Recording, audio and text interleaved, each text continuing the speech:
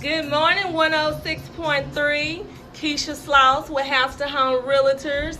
Credit to closing. I have some special guests. I had one lady, Miss Linda Myers with Mattingly Ford Title Company. She got real sick, so sent out a prayer for her that she, have a speedy recovery. So she would not be coming in, but she did send me something to kind of go over. So I'm going to go over what she sent me, and then I have some special guests with the Arabian Nights. But I'm going to go ahead and go over what Miss Linda sent me with the title company. Okay. She got from contract to the closing table. First, let's review what has happened up until now. Well, as y'all know, when you're a buyer, you have to get pre-qualified with the lender to purchase a new home. All right. You show your buyers available properties for sale in the price range in the areas they were interested in. So we got that check. And then we get an accepted sales contract between the buyers and the sellers. Yay, that's the fun part. So now what happens? So once we get the accepted contract, what we have to do, of course, we have to send it to the lender. And then the lender sends it to the title company. So let me see.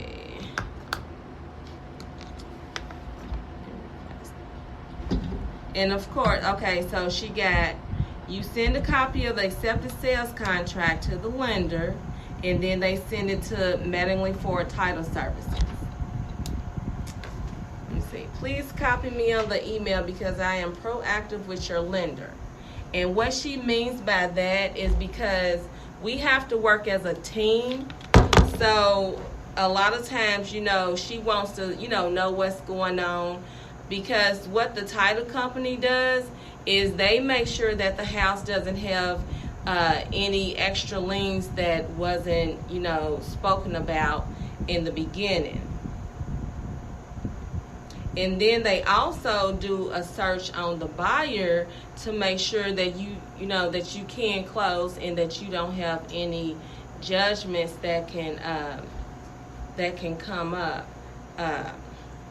And haunt you, because sometimes when you get your credit pulled, the judgments don't always come up on your credit report. So what they do is they have to make sure you don't have any judgments, which doesn't mean that it's the end of the world, because a lot of times it's something that can be taken care of. All right, so the next thing that she has is I kind of went a little ahead of myself. The lender sends the title order to Mattingly Ford, orders the appraisal, and begins processing the transaction.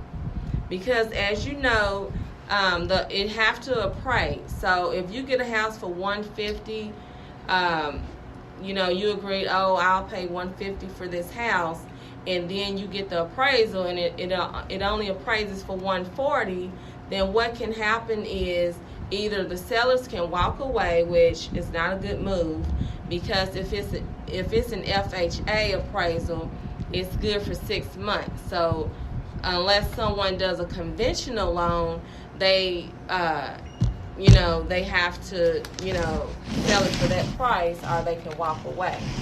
Which majority of sellers aren't going to walk away, because the thing about it, they don't know what's going to happen in 6 months. The market can crash, or anything can happen. So majority of the time, they're going to go ahead and accept that. All right. Let's see. And then she has about the escrow. The escrow closer at Mattingly Ford will send you a form to fill out, and what that is just basically just general information. It'll have like the buyer's name, social security number.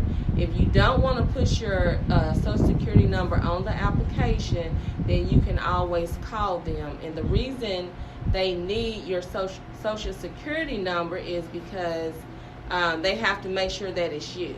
Like there's about 1,000 John Smith or whatever. So they got to make sure that it's you. All right, let's see what she got next.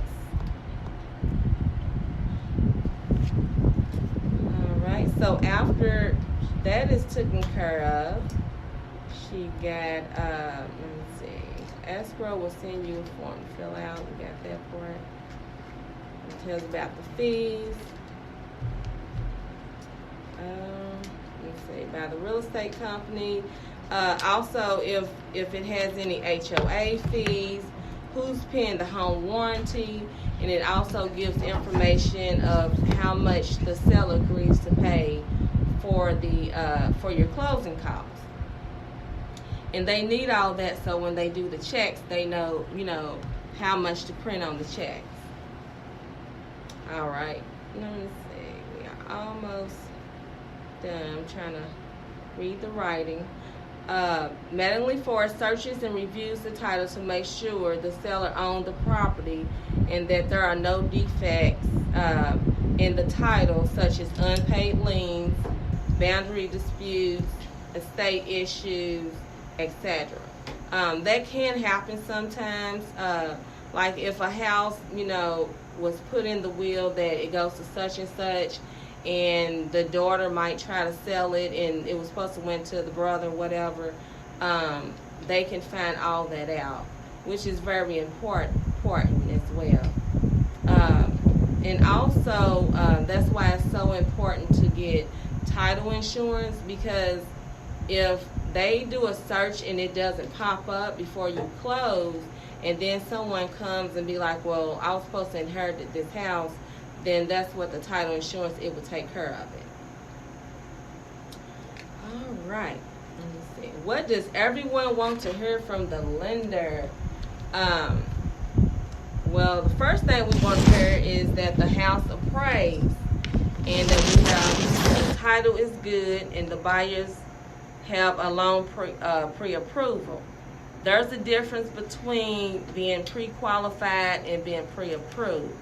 When you get pre-qualified, they just go based on your credit report, and they go based on what you say. So if you say you made $1 million and your credit's a 700, then they'll approve you for whatever you can get for $1 million. But the thing about it, when you show those W-2s and them check stubs, and it says that you only made $2,000 a month, then we got a problem, because you might get pre-approved for $5 million when you can only afford about a $200,000 house. So it's best to try to be as accurate as possible. All right. And then the last thing is, what we love to hear is you are clear to close. That is, oh my gosh, that is like someone is just singing in my ear to hear that you have a clear to close, because once you get clear to close, that means all the documents are taken care of, the appraiser went through, the underwriter has said, you know what, this person is eligible to purchase this home. So yeah, we do our little real estate dance when we hear that. So. Yes. All right. So, and one important thing to note: when it's time to close, please make sure you check your driver's license. A lot of times, and I do it too, because sometimes it could be expired, and if you come in with an expired, we cannot close, and we do not want that. So a week before you know that you're going to close, please check your driver's license just to make sure that it's not expired. Another thing is, if you have to bring more than $500, it have to be a certified check. And that's about it. So no cash at closing? No cash at closing. You have to, even if it's under $500, they would rather for you to either bring in a check or a money order. Yes. So, Miss Linda, I hope I did you justice. You get well, and I'll be seeing you soon because we have another closing coming up. She's very excellent in what she does. And also, if you are a cash deal, you don't have to go through, of course, the lender process. So if you have a cash deal, we just had one at Mattingly Ford, and we closed like within a week and a half. Would have been a little sooner, but we, had to wait on the person to get, all his funds together. So, well, all right, that concludes the first part. Now, I want to introduce my brothers, Master Romeo Cross and Master Khalid. They are, they've been doing karate. I'm going to let them tell you how long because I don't even know. Probably when they was in their Pampers, they probably was up there doing some karate chops or something. But they are very good at what they do. They really love to help the community. They do a lot with these kids. It's not just karate. I know, from experience because, of course, they're my brothers, and my little nephew, he does karate. It's his dad, and they do a lot. I've seen where they've even fed the community. They're really out here trying to do the best with these kids, and we really need. So if you need your kids to get in some activities, this is probably something that you really want to consider. They're right off of 28 in Greenwood. Yes, you ma'am. Can't miss the building. It's where the old Family Dollar used to be, and right across from the 28th Street Barbershop. Shout out. So I am going to let them take over, but we need to know how long have y'all been doing karate? Knee high to grass. I thought so. I started training when I was 3 years old in the martial arts. Romeo didn't like martial arts at first. Yeah. I didn't too much. I got my first black belt at 10. I got my first masters at 16. Wow. This is what we do. We're from a 7th-generation martial arts family, and but like what you said earlier, martial arts is just not about kick and punch. It's about learning the totality of itself, the discipline, the respect, the confidence, the inner peace. And that's what mind and body. Control the mind and body, right? And excuse me, that's what we build off of, all of these years. And that's what my dad, it's just instead of trying to reinvent the wheel, you just emulate what works.